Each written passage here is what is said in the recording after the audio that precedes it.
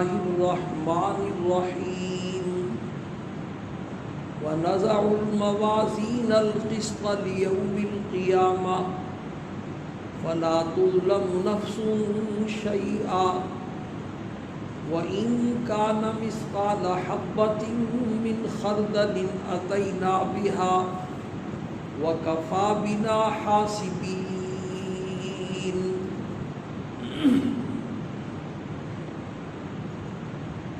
گزشتہ سے وسطی ہفتے اس آیت پر بات شروع ہوئی۔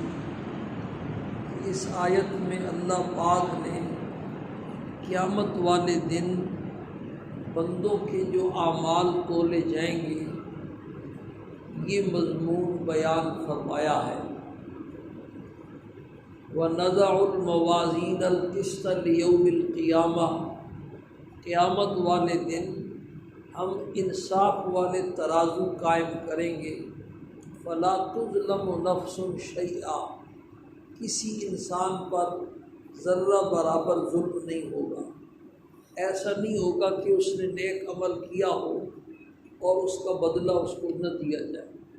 وَإِن كَانَ مِثْقَالَ حَبَّةٍ مِّنْ خَرْدَلٍ أَتَيْنَا بِهَا، اگر اس کا عمل رائی کے دانے کے برابر بھی ہوا تو أَتَيْنَا بِهَا، ہم اس کو وہاں لا کر کے چھوڑیں گے تولنے کے لیے۔ وَكَفَى بِنَا حَاسِبِينَ، اور تمہارے دلوں میں یہ وسوسہ نہ آئے کہ اربع خربہ انسانوں کا حساب کیسے ہوگا۔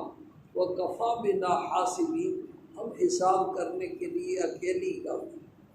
إِنَّ اللَّهَ سَرِيعُ الْحِسَابِ، اس پر بہت ساری باتیں اس کی مناسبت سے بیان ہو چکی ہیں۔ جو مضمون آخری چل رہا تھا وہ یہ تھا کہ قیامت والے دن دو چیزیں ایسی ہیں جن کی وجہ سے بندوں کے اعمال میں وزن پیدا ہو۔ ان میں پہلی چیز اخلاص ہے اور دوسری چیز اتباع سنت ہے۔ اخلاص پر بھی کافی ساری بات ہو چکی ہے۔ قیامت والے دن بندوں کے جو نیک اعمال ہیں ان میں جو جان پیدا ہوگی وہ اخلاص سے پیدا ہوگی۔ اخلاص کے وجہ سے رائی پہاڑ بن جائے گی، اور اخلاص کے بغیر پہاڑ جو ہے وہ رائی بن جائے گا، اس کا کوئی وزن ہی نہیں۔ اس کی کئی مثالیں میں نے عرض کی تھی۔ حدیث شریف کا مضمون ہے کہ جب بندہ اللہ کے راستے میں کھجور کا صرف ایک دانہ اللہ کے راستے میں صدقہ اور خیرات کرتا ہے تو رحمان اس کو اپنے دائیں ہاتھ میں لے لیتا ہے اور اس کو ایسے پالتا ہے جیسے زمیندار اور کاشتکار اپنے بچھڑے کو پالتے ہیں۔ ایسے اس کی حفاظت کرتا ہے، پالتا رہتا ہے یہاں تک کہ قیامت والے دن وہ کھجور کا ایک دانہ اور پہاڑ کے برابر ہو، اور اس کو وزن اعمال والا جو ترازو ہے اس میں اللہ پاک اس طرح بڑھا کر کے دے۔ ایک محدث تھے، ساری زندگی حدیث پڑھتے پڑھاتے رہے، لکھتے لکھاتے رہے۔ ان کا انتقال ہوا تو انتقال کے بعد بھی اللہ پاک کے سامنے بندے کی پیشی ہوتی ہے۔ ایک پیشی قیامت والے دن ہوگی اور ایک پیشی موت کے فوراً بعد ہوتی ہے۔ کہ جو ہمیں شیطان پڑھاتا رہتا ہے نا، بڑا لمبا وقت ہے، لمبا وقت نہیں ہے، موت کا تو کوئی پتہ نہیں۔ ایک پیشی قیامت والے دن سارے انسانوں کی ہوگی۔ حدیث میں سرکار دو عالم صلی اللہ علیہ وسلم کا ارشاد ہے کہ تم میں سے جتنے انسان دنیا میں آئے تم میں سے ہر ایک سے اللہ پاک اس طرح براہ راست مکالمہ فرمائیں گے کہ بندے کے درمیان اور اللہ پاک کے درمیان کسی ترجمان کا کوئی واسطہ نہیں۔ براہ راست ایک ایک سے اللہ پاک قیامت والے دن گفتگو فرمائے، یہ کیا یہ کیا یہ کیا یہ کیا۔ اور ہوگا اس طرح کہ دائیں بائیں اپنے اعمال ہوں گے اور سامنے جہنم کی آگ ہوگی اور اوپر اللہ پاک۔ اس طرح کھڑا کر کے ایک ایک سے اللہ پاک حساب و کتاب دے۔ جس حدیث میں آپ نے یہ مضمون بیان فرمایا اس میں آخر میں یہ فرمایا اتقوا النار، تو جہنم کی آگ سے بچنے کی کوشش کرو، اگرچہ کھجور کا آدھا ہی دانہ خرچ کر کے کیوں نہ ہو۔ زیادہ خرچ کرنے کی طاقت نہیں ہے تو آدھا دانہ ہی خرچ کر دو۔ علماء نے لکھا ہے کہ اس سے معلوم ہوا صدقے کو جہنم کی آگ سے بچانے میں بہت بڑا دخل ہے۔ بہرحال ایک ملاقات تو قیامت والے دن ہوگی، اور ایک موت کے بعد اللہ پاک کے سامنے لے جاتے ہیں۔ اس محدث کا جب انتقال ہوا تو خواب میں پھر کسی شاگرد کو ان کی زیارت ہوئی تو انہوں نے پوچھا کہ حضرت کیا ہوا؟ اللہ پاک سے جب ملاقات ہوئی تو کہنے لگے جو کچھ ہم کرتے کراتے رہے وہ سارا گیا، بس ایک چھوٹا سا عمل کام آ گیا۔ اللہ پاک نے ارشاد فرمایا کہ تو نے ایک دن اپنی قلم سیاہی کی دوات میں ڈبوئی تھی اور اس کے ساتھ سیاہی زیادہ لگ گئی، وہ جب تم نے کاغذ پہ لکھنے کے لیے رکھی تو رکھتی فوراً ایک پیاسی مکھی آ کر کے اس نوک پہ آ کے بیٹھ گئی اور اس نے اس سیاہی کو چوسنا شروع کیا۔ تو نے اپنی قلم کو حرکت نہیں دی تاکہ یہ بیچاری اپنی پیاس بجھا لے۔ یہ تیری ادا ہمیں بڑی پسند آئی، بس اسی پر ہم نے تیری بڑی آباد رہ جائے۔ چھوٹا سا عمل بھی اخلاص کے ساتھ کیا ہوا، وہاں جنید بغدادی رحمہ اللہ یا کوئی اور بزرگ ہیں، ان کی پیشی ہوئی تو اللہ پاک نے پوچھا کیا لے کے آئے ہو؟ تو بڑے جو لوگ ہوتے ہیں ان کا حساب و کتاب بھی پھر بڑا ہی ہوتا ہے۔ انہوں نے عرض کیا اللہ میں تیری توحید لے کے آیا، تیری وحدانیت پر مجھے یقین تھا، اور قیامت والے دن توحید کا بڑا وزن ہوگا، یہ آگے اسی مضمون میں کہیں آئے گا۔ اللہ نے ارشاد فرمایا اذکر لیلۃ اللبن، دودھ والی رات یاد ہے آپ کو؟ رات کو دودھ پیا تھا اور صبح پیٹ میں درد ہو گیا، تو کسی نے پوچھا بھی درد ہو گیا پیٹ میں؟ تو کہنے لگے رات کو دودھ پیا تھا وہ ہضم نہیں ہوا، اس کی وجہ سے پیٹ میں درد ہو گیا۔ یہی تو تیری توحید تھی کہ پیٹ میں درد میں نے ڈالا تھا یا دودھ نے ڈالا تھا؟ یہ گناہ نہیں ہے، اسباب کے درجے میں دودھ بھی ہو سکتا ہے، لیکن بڑے ہیں، بڑے بڑوں کی پکڑ بھی بڑی ہوتی ہے۔ توحید تو تیری یہ تھی کہ وہ دودھ والی رات سے چلی گئی۔ تیرا ہمارے پاس ایک عمل ہے، آج اس عمل کی وجہ سے تیرا کام بن جائے۔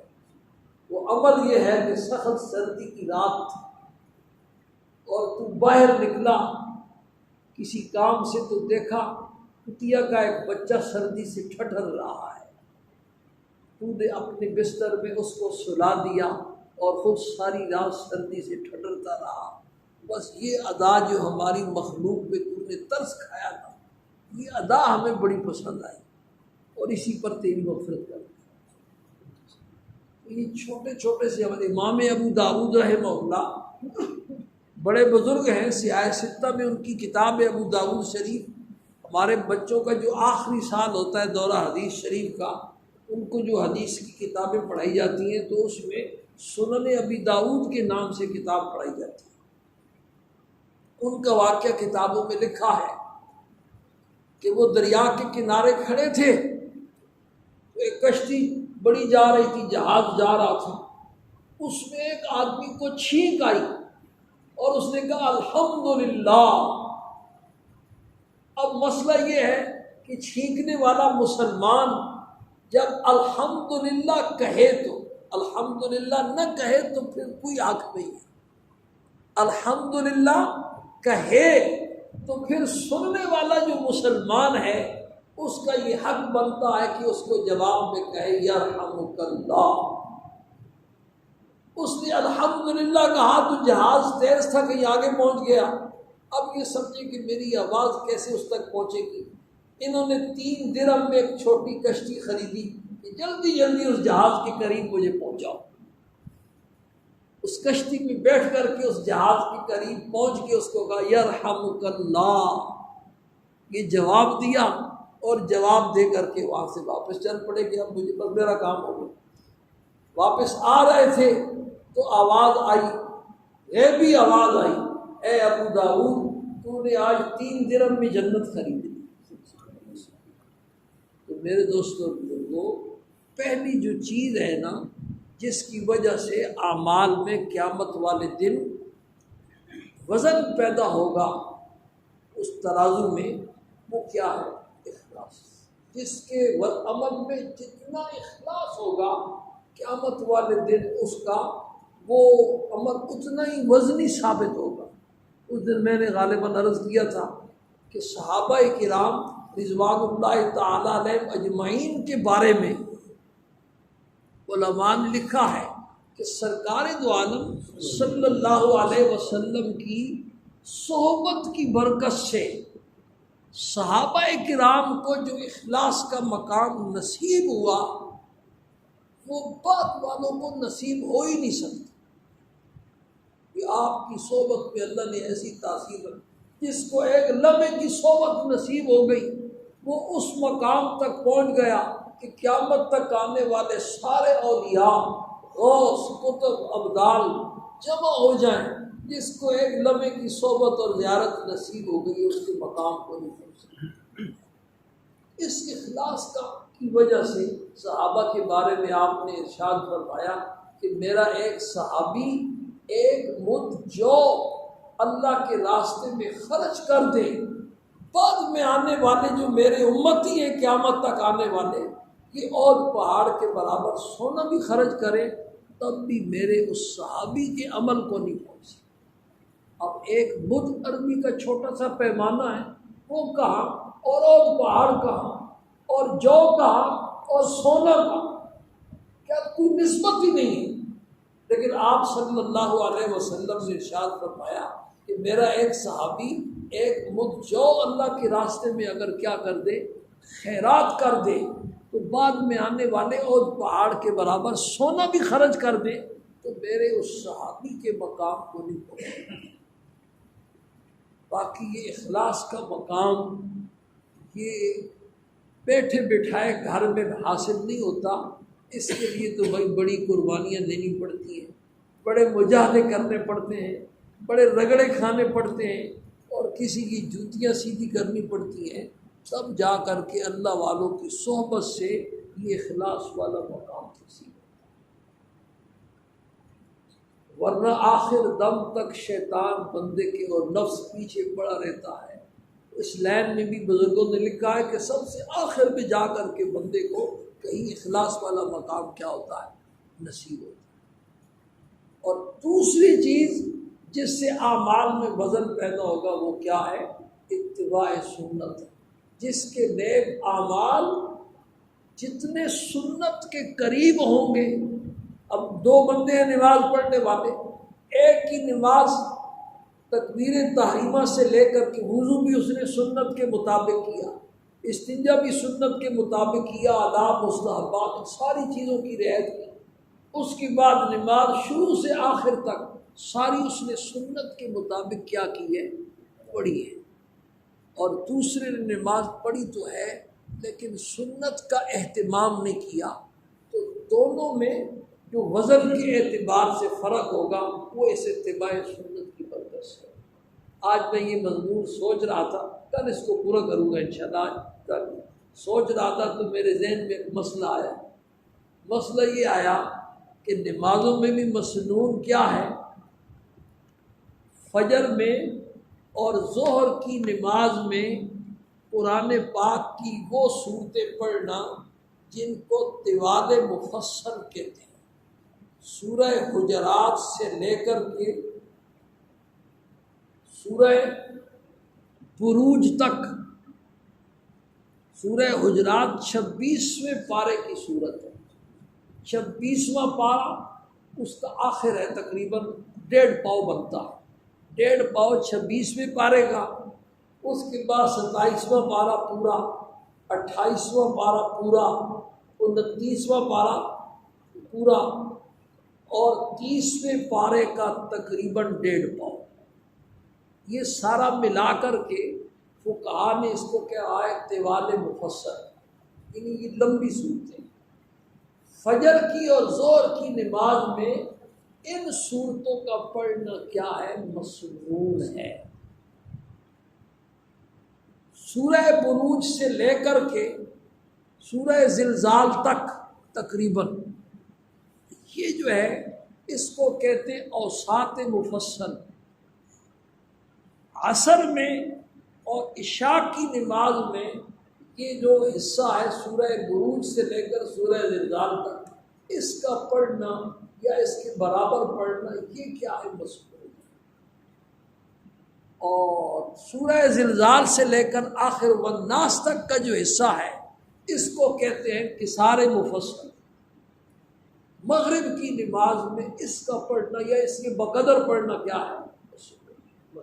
تو میں یہ سوچ رہا تھا جو ساری زندگی کل واللہ پر ہی گزارا کرتے رہے تو ان کی نمازیں سنت کے مطابق کہاں ہوں گی بھائی؟ اس لیے بھائی ہمت کرو۔ ہم نے وہ تعلیم بالغہ کا مدرسہ شروع کیا تھا، وہ بند ہو گیا۔ ہمت کرو، اپنی نمازیں سنت کے مطابق بنانے کی کیا کرو؟ کوشش کرو۔ اگر چاہتے ہو کہ قیامت والے دن ہماری نمازوں میں جان پیدا ہو اور وہ ترازو جو اعمال والا ہوگا اس میں ان کا وزن ہو، تو پھر دو ہی چیزیں، ایک اخلاص ہے اور دوسرا کیا ہے؟ اتباع سنت ہے۔ تھوڑی سی بات اس پر باقی ہے، وہ انشاءاللہ اللہ کی خیر الحمدللہ۔